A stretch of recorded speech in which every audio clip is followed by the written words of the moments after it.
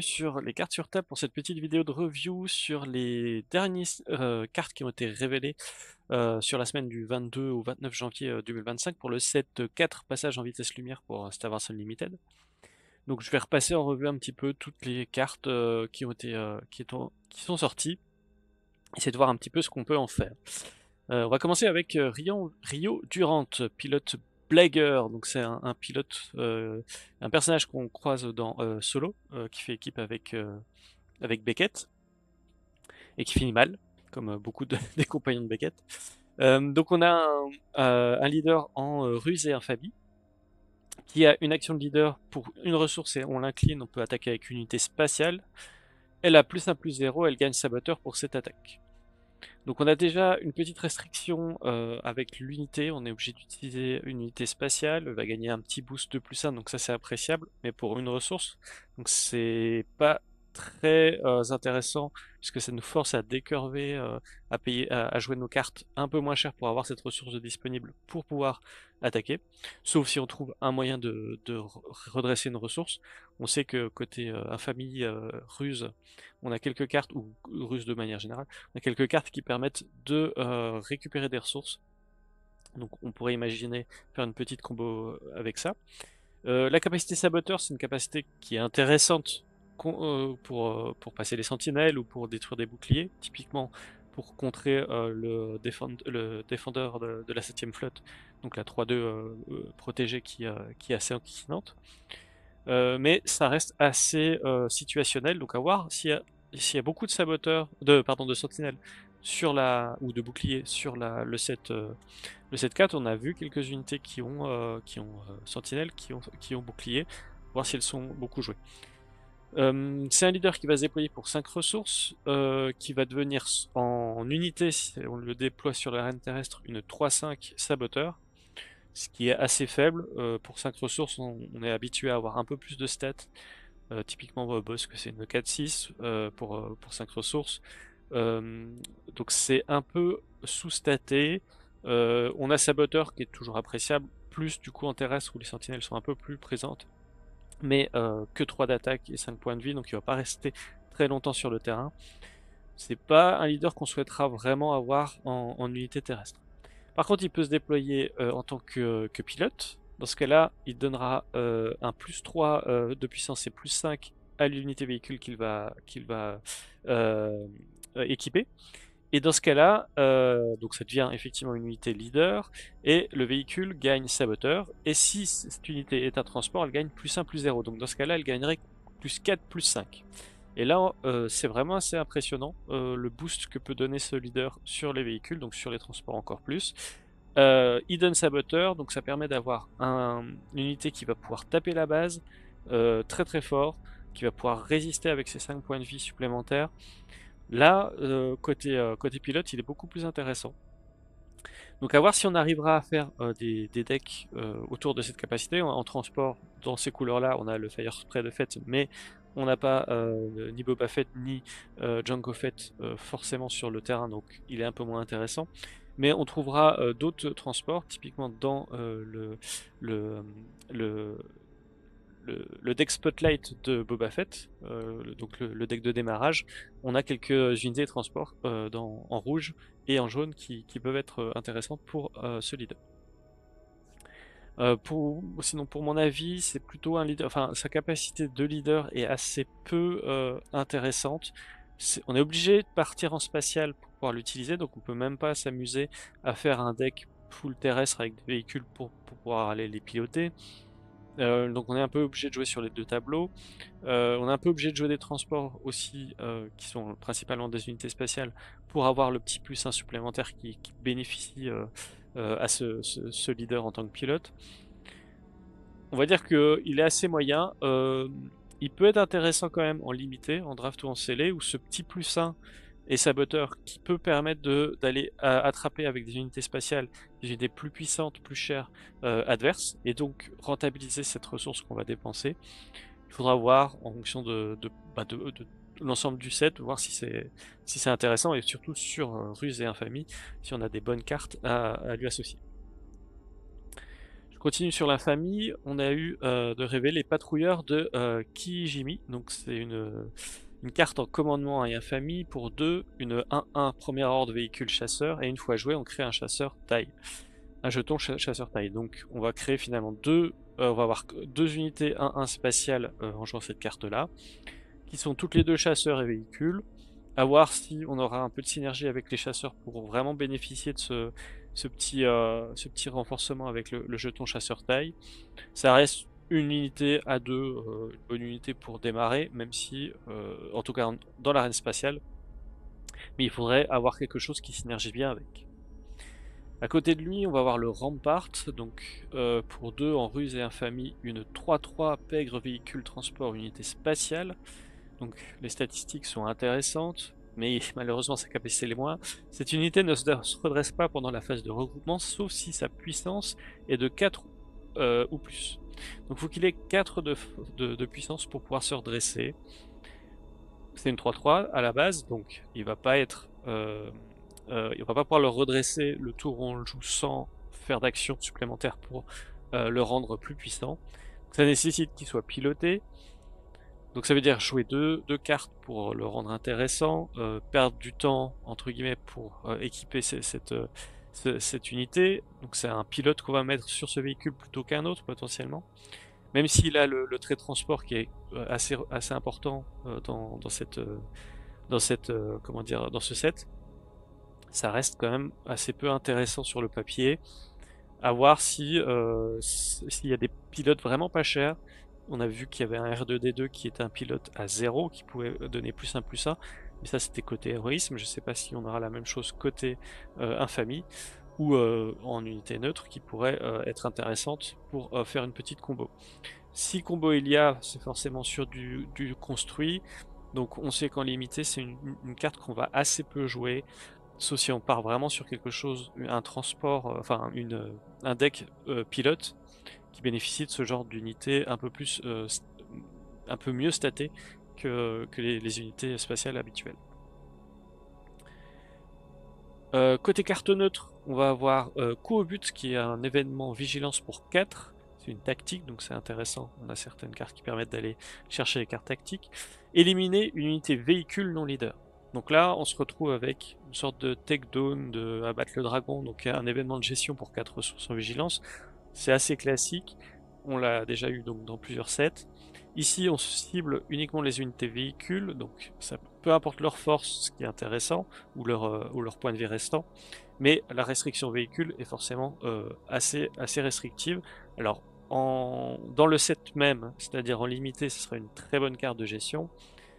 En construit, ça sera un peu plus discutable, ça va vraiment dépendre de la méta. Est-ce qu'on souhaite mettre une carte aussi restrictive pour gérer... Alors, l'avantage c'est que ça gère tout le spatial, hein, ça gère toute une arène pour 4 ressources, c'est quand même pas mal. Mais si l'adversaire décide de jouer que terrestre, on sera une carte morte. Ou en tout cas s'il joue aucun véhicule. Donc à voir, c'est vraiment une carte plutôt de réserve en construit et qui dépendra vraiment de la méta, de ce qu'on pense affronter dans la méta, sachant que les alternatives actuelles qui sont mettre au tapis et abattre le dragon ont aussi des restrictions qui sont un peu plus larges peut-être que cette unité véhicule. En virage Koyogran, donc c'est un événement à agressivité pour 3, une tactique aussi, qui permet de redresser une unité chasseur ou transport de puissance 6 ou moins. Donc ici on va avoir un événement qui permet de redresser les unités. Alors il y en a eu quelques-uns qui sont sortis depuis le début du jeu, qui sont assez peu joués. Le dernier en date c'était Fanfaronnade, qui bénéficiait seulement, qui était joué surtout avec Anakin Skywalker qui avait le débordement, qui permettait de le payer moins cher. Ici pour 3, on va pouvoir redresser donc un chasseur, un transport, donc c'est vraiment des unités bien précises, avec une puissance limitée donc de 6 ou moins. Bon, il y a quelques combos évidentes comme le Fire Spread Fête ou le Faucon de Lando, ou d'autres unités qui vont certainement apparaître dans ce set-là, qui seront intéressantes. Ça reste un peu restrictif pour du construire. En limité, ça sera certainement joué pour terminer une base ou pour aller finir une unité en kikinante. quand on voit les, euh, les vaisseaux capitaux qu'il y a, dont il va falloir se débarrasser rapidement, ça peut servir. On continue avec le capitaine Tarkin. Donc pour 3 en agressivité, on a une unité république officielle, 2 de puissance et 5 points de vie. Chaque unité véhicule ami a +1 d'attaque et gagne débordement. Donc là, on booste tous les véhicules, terrestres ou spatial, avec ce petit +1 d'attaque qui est appréciable, et le débordement qui va valoriser des échanges avec les unités adverses, tout en mettant des dégâts sur la base. Ça va être c'est une unité très très sympathique à voir en fait, qui va valoriser les stratégies véhicules. On a vu précédemment le patrouilleur Kijimi qui peut mettre 2 véhicules pour une carte, donc ça fait 2 fois +1, +0 sur chacun, donc c'est quand même sympathique. Et voir si on pourra en bénéficier. Les 5 points de vie attestent qu'il va rester un petit peu sur le terrain et donc profiter un tour ou deux de ses capacités de statique pour booster les véhicules. Ça peut être plutôt une carte plutôt de fin de partie quand on a commencé à installer des véhicules mais qui ne peuvent pas passer par exemple une sentinelle ou des choses comme ça pour avoir le petit boost qui va permettre de débloquer la situation. Et en tout cas j'aime beaucoup. Il est république et officiel. Donc actuellement en République on a pas mal de gros vaisseaux capitaux mais qui ne sont pas joués, donc c'est pas encore vraiment là qui va briller, mais on verra par la suite s'il y a d'autres véhicules République qui sont dévoilés dans ce set. On a aussi une base, donc la base rare qui a été révélée, qui est la base agressivité, l'oscillateur thermique, qui a 27 points de vie, donc c'est une base qui a moins de points de vie que les 30 standards, comparé à la base vigilance qu'on avait révélée la fois dernière qui avait 35 points de vie. Donc ici on diminue un petit peu les points de vie pour un effet du coup bénéfique qui est que la taille minimale de votre deck est diminuée de 5 cartes. Donc ça marche dans tous les formats, ça veut dire que si vous jouez en première, donc en construit, la taille minimum de votre deck étant de 50 cartes, d'après les règles, elle passe à 45 cartes.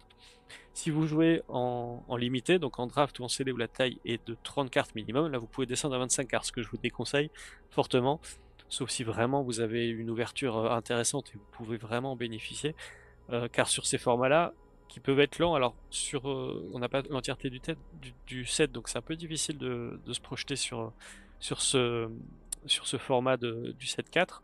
Je pense qu'il sera plus rapide que les précédents à cause des dégâts indirects et à cause des véhicules pilotés qui peuvent faire des dégâts énormes. Peut-être que ces 5 cartes, on pourra s'en passer pour obtenir vraiment les meilleures cartes de son deck. Et si vous jouez en Twin Sun, donc le Twin Sun sur le set 4 passe avec une taille de deck de 80 cartes, là vous pouvez descendre à 75 cartes, ce qui est un petit peu moins intéressant Twin Sun, puisque le rapport entre la taille maximum et les 5 cartes sous 2 mois est plus faible et donc fausse un petit peu les statistiques. Donc c'est plutôt effectivement une base agressive qui va chercher en fait à valoriser les decks qui ont besoin d'avoir des sorties un peu plus stables que les decks à 50 cartes. Donc des decks soit très agressifs qui veulent pouvoir avoir accès à leurs cartes clés très rapidement, ou des decks mid-range qui chercheraient à avoir plus de stabilité sur certaines parties de leur développement. Côté héroïsme, on a eu beaucoup de révélations, de cartes révélées qui ont le trait résistance sur cette semaine. Et donc on commence avec le leader Amiral Holdo. Nous ne sommes pas seuls, donc un leader qui est commandement héroïsme, qui a une action, on peut payer une ressource et engager ce leader pour donner plus de à une unité résistance, ou à une unité ayant une amélioration en résistance sur elle pour cette phase. Donc typiquement un pilote résistance, on donnerait plus de à ce véhicule. Donc on va avoir un petit peu le même raisonnement que pour Rio, le leader ruse et infamie. Payer une ressource, ça veut dire qu'on va décurver son développement. Donc c'est pas une capacité qu'on va utiliser très tôt dans la partie, excepté dans des cas où on a vraiment des échanges intéressants à faire, sachant que le plus de n'est que pour la phase. Donc si on perd notre unité à la fin de la phase, c'est un peu dommage. Ça peut être utile dans des cas particuliers avec des sentinelles pour les booster, pour éviter que les unités en face puissent s'en débarrasser facilement. Et Et ça sera plutôt utile en milieu de partie ou en fin de partie pour terminer la base adverse quand c'est possible. C'est un leader qui se déploie pour 6 ressources, qui devient une 3-8 résistance et officielle, et qui possède la même capacité, donc cette fois gratuite en attaque. Vous pouvez donner plus de 1 à une autre unité résistance ou à une unité ayant une amélioration résistance sur elle pour cette phase. Donc, au niveau statistique, elle est beaucoup plus intéressante avec ses 3-8. C'est dommage qu'elle ne puisse pas se donner le plus de à elle-même en attaque. On aurait pu avoir une 5-10 en attaque, ça aurait été intéressant. Donc il faut qu'elle soit accompagnée d'autres unités pour bénéficier de son pouvoir. Ça veut dire bien s'installer avant de la déployer pour pouvoir en bénéficier en attaque. On peut imaginer aussi, dans le même tour, faire la capacité de l'amiral avant son déploiement et après son déploiement pour booster une unité à +4/+4 pour la phase, avec toujours cette problématique que le bonus disparaît au moment de la phase de déploiement et de regroupement, pardon, et donc la perte de l'unité qu'on aurait boostée. À voir, c'est intéressant en tout cas d'avoir ce genre de leader pour le limiter. C'est vraiment des leaders qui poussent à faire des constructions intéressantes en limité avec des récupérations de cartes qu'on ne ferait pas habituellement. En construit, on va voir, parce qu'il y a eu beaucoup de cartes résistance qui ont été révélées, donc on verra si c'est vraiment intéressant, sachant que ce +2/+2 est vraiment bénéfique si on arrive à le coupler avec d'autres mots-clés, typiquement le débordement ou le sentinelle comme je précisais avant. Côté héroïsme, donc toujours, mais côté vigilance cette fois, on va avoir une carte qui a été révélée tout récemment, le Dekar Cargo Frigate, donc la frégate cargo Dekar, que je ne connais pas particulièrement. Donc c'est une unité vigilance héroïsme pour 5 spatiales, une 6-7, résistance véhicule et vaisseau capital. Et cette unité gagne -1 de puissance pour chaque dégât qu'elle a sur elle. Donc on est assez familier des 6-7 pour 5 ou 6 ressources, c'est assez régulier dans la sortie des sets précédents, on avait déjà eu ce genre de statistiques. Alors pas en spatial, donc là c'est plutôt intéressant de voir une unité spatiale avec ces statistiques-là qui sont quand même assez impressionnantes. Elle a forcément du coup une capacité plutôt négative, avec ce -1 pour chaque dégât qu'elle a sur elle, donc si l'adversaire a des petites unités à sacrifier, elle va pouvoir diminuer la puissance de cette unité pour la terminer avec une grosse unité ou simplement la rendre moins impactante sur le terrain. À voir ce qu'on peut en faire, mais justement on va voir tout de suite avec Paige Tico. Donc Paige Tico qui est une unité vigilance héroïsme pour 2, c'est une 3-2 résistance et pilote, sans capacité. Donc une 3-2 pour 2 c'est quand même intéressant, on sait que c'est des bonnes stats pour contrer l'adversaire, donc typiquement dans vigilance c'est quelque chose qu'on souhaite faire. Mais qui a une capacité pilotage pour 2, donc le même coût que l'unité. L'unité attachée gagne en attaque, donner un jeton expérience à cette unité, puis infliger lui un dégât. Alors, elle est très intéressante dans la majorité des véhicules. Alors, sur la frégate cargo dont on vient de parler, c'est moins intéressant puisque finalement, son pouvoir qui permet d'ajouter de l'expérience tout en prenant un dégât, ça permet en fait finalement d'ajouter un +1 d'attaque permanent à l'unité qu'on a équipé en attaque. Donc sur la cargo frigate, ben en fait on n'ajouterait rien, ça serait un petit peu dommage, sauf si on a moyen de soigner. On verra ça par la suite. Et en tant que pilote, elle donne quand même +2/+2. Donc non seulement c'est une amélioration qui va booster notre attaque au fur et à mesure qu'on va attaquer, mais en plus elle donne +2/+2 à notre unité. Donc c'est vraiment une un très bon pilote qu'on souhaitera jouer sur un petit peu tout type de véhicule. Enfin, on a l'escadron Raid, le X-Wing de l'escadron Raid, pardon. Donc pour 3, c'est une unité spatiale, une 3-4 rebelle véhicule chasseur, qu'on est content de revoir un petit peu de rebelle. Alors en vigilance, ce qui est un peu plus rare, on verra ce qu'on peut en faire côté construit. Une fois joué, vous pouvez infliger de dégâts à cette unité, dans ce cas piocher une carte. Donc c'est toujours intéressant de piocher après avoir joué une unité, parce que ça permet de se remplacer dans notre main. C'est intéressant dans la plupart des cas, il faudra voir si on a vraiment besoin de ces 4 points de vie au moment où on la joue pour bloquer une unité adverse tout en survivant. En tout cas, c'est une option intéressante. Et ces trois unités-là combattent bien avec un leader qui avait été révélé précédemment, qui est Rose, pardon, Donc ces trois cartes héroïsme, vigilance, combotent bien avec un leader qui est aussi vigilance et héroïsme, qui a été révélé précédemment, qui est Rose Taiko, donc qui avait une action, soigner 2 dégâts d'unité véhicule qui est attaqué à cette phase. Donc on voit qu'en combinant un petit peu ces trois cartes-là, avec ce leader-là, on va avoir une petite mécanique intéressante où on va pouvoir recevoir des dégâts, mais se soigner ensuite pour avoir le bénéfice de ces dégâts.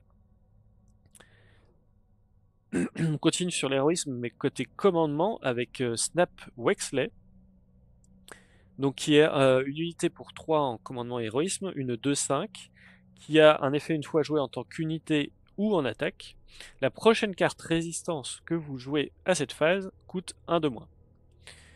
Donc c'est une carte très intéressante pour spammer des unités résistance, que ça soit au moment où elle arrive en jeu ou en attaque plus tard, et ça ne concerne pas que les unités résistance, donc on s'attend à avoir des événements résistance ou des améliorations résistance, donc typiquement les améliorations qu'on peut avoir avec la capacité de pilotage qui sont résistance sont des améliorations résistance, pour pouvoir poser plus rapidement nos unités. Avec ces 5 points de vie, on s'attend à ce qu'elles survivent suffisamment longtemps pour au moins utiliser son pouvoir 1 ou 2 fois. Il peut aussi être joué en tant que pilote, avec une capacité de pilotage à 2, et une fois joué en tant qu'amélioration, cherchez une carte résistance parmi les 5 cartes du dessus de votre deck, révélez-la et piochez-la. Donc là, on a un petit tutor à carte résistance qui donne plus de véhicules pour 2, donc on a à peu près les mêmes statistiques de boost que Page Tico précédemment. C'est intéressant aussi, donc l'avantage, la versatilité de la carte qui permet soit de réduire des coûts, soit d'aller chercher des cartes est vraiment intéressante. Alors ça serait une rare, hein, donc on va pas l'avoir très souvent, mais en tout cas dans une stratégie un petit peu autour de la synergie de la tribalité résistance, elle est très intéressante. Côté de lui, on va voir le Radius, donc une unité spatiale pour 7, une 8-6 résistance véhicule et vaisseau capital, qui gagne sentinelle tant qu'on contrôle une autre unité résistance, et une fois éliminée, elle inflige des dégâts égaux à sa puissance à une unité ennemie. Cette unité-là, elle est très intéressante, donc déjà c'est une potentielle sentinelle dans l'espace, qui a 6 points de vie, donc qui va pas mourir très facilement face aux chasseurs adverses, ou aux transports adverses, qui sont pas pilotés, bien entendu, parce qu'on arrive très vite au site de puissance, j'imagine, avec les bonnes combinaisons. Mais c'est surtout que une fois qu'elle est éliminée, comme elle est sentinelle, va certainement se faire éliminer, soit par un événement, soit par le combat, elle va pouvoir gérer une unité adverse, qu'elle soit terrestre ou spatiale. Donc vraiment très intéressant. Pour 7, c'est assez loin dans la partie, mais elle peut quand même retourner un peu la situation en gérant une ou deux unités quand elle arrive en jeu, en tout cas en fonction des actions que l'adversaire aura à faire pour la gérer. Donc vraiment une très bonne unité qui fait plaisir. C'est un vaisseau capital aussi, ce qu'on voit assez rarement côté héroïsme. Et donc résistance qui va bien dans la ligne de play qu'on avait évoqué avec l'amiral Holdo, donc pour lui donner un petit boost supplémentaire, pour la passer potentiellement à 18, donner une sentinelle énorme qui, quand elle mourra, fera 10 dégâts potentiellement à une unité ennemie. Continue sur l'héroïsme côté agressivité avec BB8, donc une unité pour 1 terrestre qui est une 1-4 sans capacité, donc assez classique pour un droïde et il est pilote et résistance. Donc assez classique, on a déjà R2D2 qui est dans le même esprit. Et on va avoir pilotage 1. Une fois joué en tant qu'amélioration, vous pouvez payer 2 ressources supplémentaires. Dans ce cas, redresser une unité résistance. Donc pas forcément l'unité qu'on a améliorée. Ça peut être une autre unité résistance qui est déjà sur le terrain et qui est déjà inclinée. Donc ça nous permet de la redresser. Cet effet-là ressemble un petit peu à la carte événement qu'on avait vue. Donc la manœuvre Koigon, là. Sauf que il n'y a pas de limitation, c'est juste la limitation du trait résistance. Et on a un petit boost quand même de l'unité qu'on pilote avec plus 1 et plus 2, plus 1 d'attaque et plus 2 points de vie. C'est une unité très intéressante qu'on va certainement jouer dans une tribalité résistance. À voir si on arrive à faire quelque chose en construit, mais en limité, ce sera très sympathique. Continue avec le bombardier tactique lourd pour 5, une unité spatiale 3-5 résistance véhicule et transport, et en attaque, infliger aux joueurs défenseurs des dégâts indirects égaux à la puissance de cette unité. Et si une base est ainsi endommagée, piochez une carte. Ça, c'est assez impressionnant comme unité, donc c'est une rare aussi, qui va de base faire 3 dégâts indirects en attaque, que l'adversaire se forcera à mettre plutôt sur ses unités pour nous éviter de piocher. Mais si on la pilote, on peut monter sa puissance beaucoup plus, et donc causer encore plus de dégâts indirects. Si en plus elle attaque la base, elle fait des dégâts à la base en plus. Ce qui va, enfin, de toute manière, la quantité de dégâts indirects à un moment sera tellement critique qu'il sera obligé de les mettre sur sa base et de nous faire piocher. Donc c'est très très intéressant. Moi j'ai hâte de l'avoir en jeu, que ça soit en limité ou en construit, pour voir un petit peu la puissance de la carte. En tout cas, c'est un très très bon apport pour les decks un petit peu agressifs ou un petit peu contrôle, ou entre les deux. Je pense qu'en fait, elle a sa place dans plein d'archétypes différents. On continue avec le Profundity, donc unité spatiale pour 9. C'est une 8-9 rebelle véhicule vaisseau capital. Débordement, et une fois joué et une fois éliminé, choisissez un joueur, il défausse une carte de sa main, puis s'il a plus de cartes en main que vous, il défausse une carte de sa main. Donc c'est vraiment une unité déjà puissante, au niveau des statistiques, une 8-9 pour 9. On a rarement ça côté héroïsme, côté vaisseau capital. Donc très très puissante. Le débordement qui fait plaisir, qui permet du coup d'aller agresser en spatial sans trop de problèmes. Et un effet une fois joué, une fois éliminé, qui va être comment dire, une tannée pour les joueurs de contrôle qui cherchent à avoir une main énorme pour pouvoir répondre à toutes les situations, et qui vont perdre 2 cartes, voire 2 cartes supplémentaires dans le même tour s'ils décident de gérer cette unité immédiatement, et donc perdre potentiellement 4 cartes, voire une 5e pour gérer cette unité-là. Ça va du coup demander des réponses un petit peu différentes. Alors on en a déjà plusieurs, hein. On a fâcheuse posture ou des choses comme ça côté vigilance qui permettent de ralentir la progression de ce genre d'unité là. Mais ça reste quand même très compliqué, du coup il va falloir s'y préparer. Donc c'est pas une légendaire pour rien. C'est une carte qui vaut 9, donc c'est quand même sur des match-ups très, très particuliers, plutôt mid-range ou contrôle côté héroïsme, mais qui va faire une grosse différence dans des affrontements contre du contrôle, qui peut être très très intéressant. Donc j'ai hâte aussi de voir ce que ça peut donner en jeu. On continue avec la ruse. Donc on va avoir l'éclaireur de l'escadron Black, qui est un véhicule spatial pour 5, une 4-6 résistance véhicule chasseur. Quand vous jouez une amélioration sur cette unité, vous pouvez attaquer avec cette unité, elle a +1/+0 pour cette attaque. C'est une unité parfaite pour la mécanique de pilotage. On pose notre pilote, on déploie notre leader en pilote sur cette unité-là, on fait une grosse attaque avec les statistiques boostées de notre pilote gratuitement, c'est-à-dire sans perte d'action, et on a ce petit bonus supplémentaire de +1 d'attaque. C'est ce qu'on demande à la mécanique pilote, c'est d'avoir ce genre d'effet pour pouvoir vraiment bénéficier de notre effet de pilotage immédiatement. Si en plus on a un pilote qui a une petite action en attaque, ou quand il est équipé qui lui permet en fait de bénéficier de cette attaque-là, c'est encore mieux. Je suis sûr qu'il y aura plein d'applications. En tout cas, cette carte-là est très très très bonne, que ça soit en limité ou en construit dans un deck pilotage. Et on va voir Ahsoka Tano pour 4 unités terrestres. C'est une 3-5, donc frange et force. Et une fois joué, un adversaire défausse une carte de sa main. Si cette carte était une unité, vous pouvez incliner une unité. Donc pour 4, en ruse et héroïsme, on avait Kira qui avait exactement les mêmes statistiques. Ahsoka Tano va avoir un peu un rôle équivalent ou un petit peu différent, ça va vraiment dépendre mais c'est typiquement une carte qui va permettre d'avoir un peu de versatilité dans son deck. Cette défausse-là, elle est intéressante en début de partie. Typiquement, au tour 3, quand on a 4 ressources et qu'on a l'initiative, on va potentiellement jouer cette carte-là pour faire défausser à l'adversaire une carte non unité qui souhaitait garder parce qu'il a prévu de jouer à ce tour-là une unité à 4. Voilà, il y a plein d'applications intéressantes à voir si en réalité ça fonctionne bien, mais en tout cas, elle va donner des choix difficiles à l'adversaire, ce qui est assez sympathique. À voir du coup la puissance de la carte selon le format et selon la construction des decks qu'on aura choisi de faire. En tout cas, j'aime beaucoup. J'aime beaucoup en tout cas l'ensemble des cartes qui ont été révélées depuis le début de ce set, avec beaucoup de diversité, la hype au niveau des véhicules, des vaisseaux capitaux qui étaient côté infamie principalement, des effets une fois éliminés avec l'amiral Throne.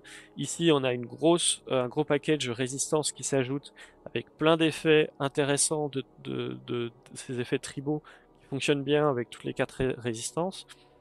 Euh, et on saupoudre ça de petites cartes supplémentaires qui donnent envie, que ce soit avec la tribalité rebelle, que ce soit du coup avec un petit peu de force ici, avec, avec de la gestion un petit peu différente, ou de l'agressivité avec le capitaine Tarkin. Ça donne énormément de choix, énormément de possibilités. C'est excellent pour le jeu. Ça va être excellent, je pense, en format limité, en draft ou en scellé, où on va avoir énormément de choix et de possibilités de deck. Et j'ai hâte d'avoir l'entièreté des cartes pour pouvoir faire une analyse un peu plus poussée. Et, euh, et je trouve qu'ils ont, pour l'instant, c'est vraiment, vraiment intéressant. On a encore pas mal de cartes qui doivent être révélées, donc on a encore des choses à dire. Et j'ai qu'une hâte, c'est que ça avance encore plus vite pour qu'on ait encore plus de cartes à regarder. En tout cas, j'espère que vous avez apprécié cette vidéo. Si vous l'avez aimé, n'hésitez pas à mettre un petit pouce bleu, un petit commentaire. Si vous n'êtes pas abonné à la chaîne, n'hésitez pas à le faire. Allez voir la chaîne des duels des cartes sur table, qui est la chaîne secondaire où vous allez pouvoir retrouver des duels. On va commencer à faire des duels sur les cartes du set 4 incessamment avec les starter decks, là, les decks de démarrage. Vous pouvez aussi nous retrouver sur Twitch ou sur YouTube en live tous les lundis soirs avec un membre de l'équipe où on s'affronte en duel, avec un petit duel fun et un petit duel un peu plus sérieux. Dans cette période de PQ, on essaie de sortir des decks des PQ pour essayer de les mettre en lumière et montrer comment ils peuvent se jouer et quelles sont leurs forces et leurs faiblesses. Et en tout cas, bah, n'hésitez pas voilà, à venir et revenir sur cette chaîne pour retrouver toutes les news sur Star Wars Unlimited. Et je vous dis, jouez bien.